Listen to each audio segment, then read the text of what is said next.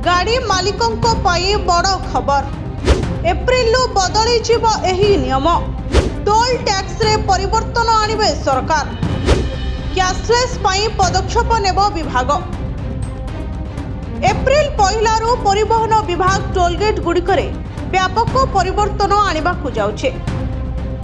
जातीय Rajpath toll plaza रे नगद देय बंद करबाकू योजना करिछे। फलरे गाड़ी चालक माने टोलगेट रे आउ नगद टंका दे परिबे नाही।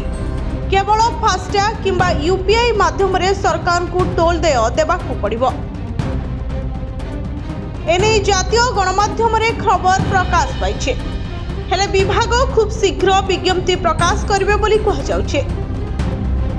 सरकार को एही निष्पत्ति कार्यकारी हेबा परे टोलगेट रे आउ भिड़ जमिबो नाही। वर्तमान टोलगेट गुड़िकरे देय देबाकू गाड़ी गुड़िकर भिड़ जमुछे।